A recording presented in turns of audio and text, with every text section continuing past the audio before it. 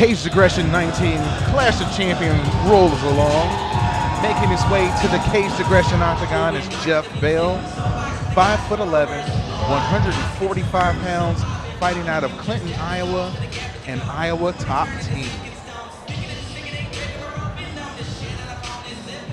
Having a chance to talk to him before the fights, he was very quick to mention how he's coming off a victory at the last Caged Aggression.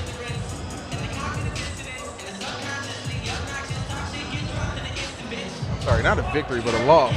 So there has to be a little bit to learn, and he lost by rear naked choke, so there has to be a little bit that you learn. Do you guys, both of you guys, do you think you pick up more in a loss, or do you pick up more in a victory?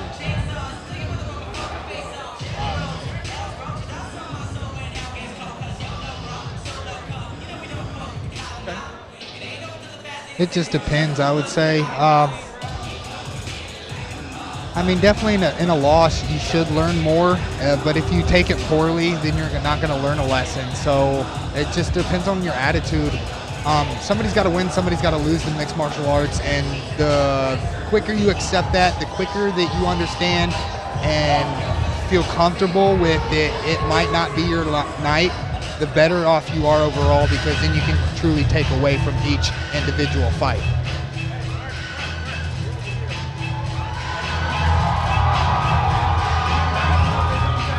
Now making his way to the Caged Aggression octagon is no stranger. Jordan Gagne, 5'9", 145 pounds, fighting out of Davenport, Iowa, and Team Evolution.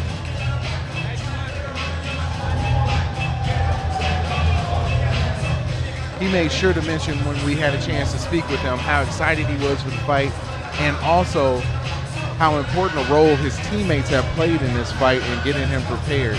I know that we do have some fighters that are independent, and they might train from different teams, or they might only train in their basement. I don't know. They might go to a regular type of gym and try to get their training in there. How important do you guys think it is to actually have a team and have that team full of fighters who are either preparing for the fight or who have already had fights, getting you ready for that fight? Without your team, man, you're nothing. So, I mean, if you don't have a good group of guys that's willing to support you and give you their all so that you can give your all, I mean, it's going to be really hard to really make a staple in the sport,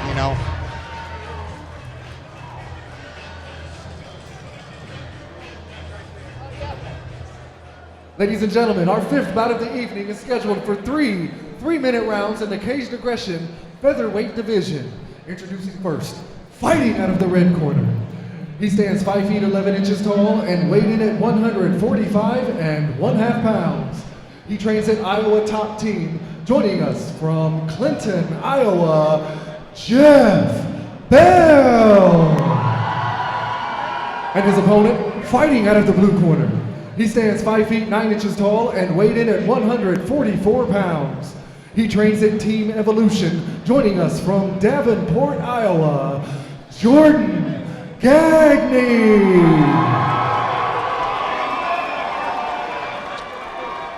And there you have it. You got Geoff Bell in the red corner, Jordan Gagne in the blue corner, ready to kick it off here. Caged Aggression 19 Clash of Champions. I'm going to steal JD's line, but let's watch some fights.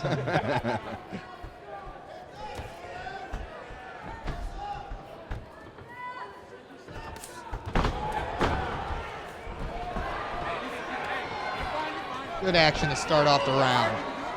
Nice boxing. Oh, I don't like it when guys pull guard. No. He better do something with it Yeah. to impress me. Got some butterflies going. He's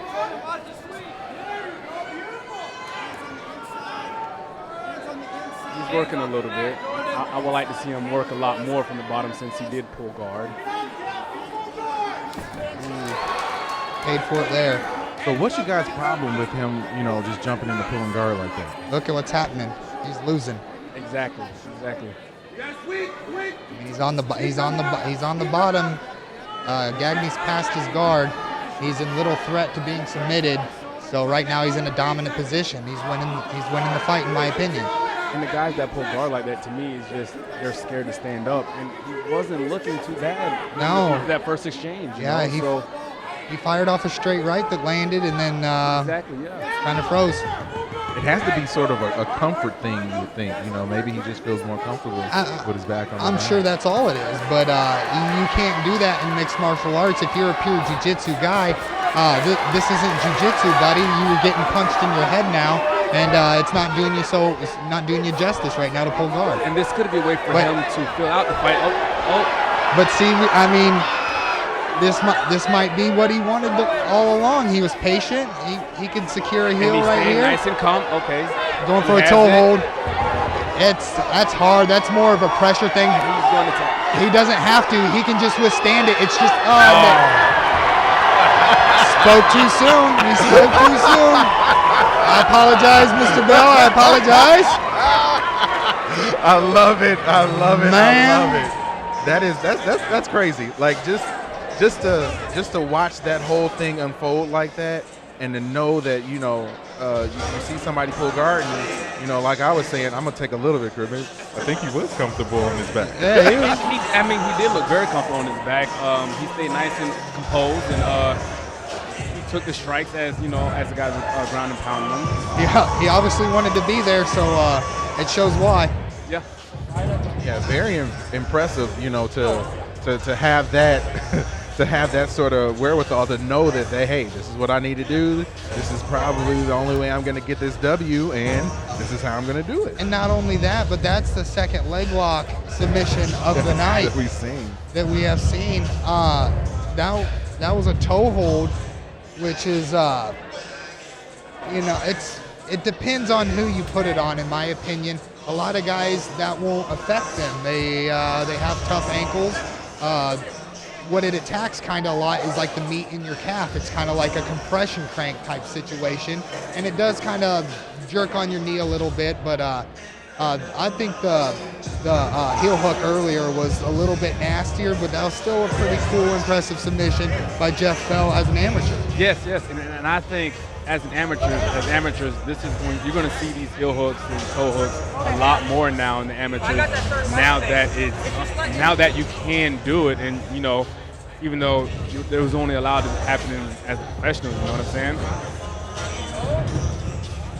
I think as an amateur, a lot of amateurs are really upset about this, that they couldn't do it, because they always get into this situation right here, and they're like, oh, I can't do it. So now that you can do it, you're going to see this a lot more, I believe, a lot more. And like in jiu-jitsu competitions like white belts, they're not allowed to attack legs like that. They can't reap, which would be like kind of like me scissoring a leg of an opponent. That's over the hip. It's called reaping, and that's how you finish a lot of the leg locks. And in jiu-jitsu competitions, lower level guys are not allowed to attack legs like that. And for a long time in MMA, that was kind of the thing too, because it is dangerous. You can ruin somebody's career as a second fight amateur, and then what? And I still don't agree that amateurs should do it, because the fact what you just said there, they're only amateurs, and it's a learning. As an amateur, it should be a learning experience. Exactly. You should fight anybody and everybody you possibly can, and you should do it with minimal concern of being severely injured. Exactly. That's why you tend to see quicker stoppages as amateurs. Ladies and gentlemen, your referee, Bruce Allen, has called a stop to this contest at 1 minute, 59 seconds into round one, declaring your winner by submission due to heel hook, Geoff Bell. Geoff Bell, your winner here tonight, here at Caged Aggression 19 Clash of Champions.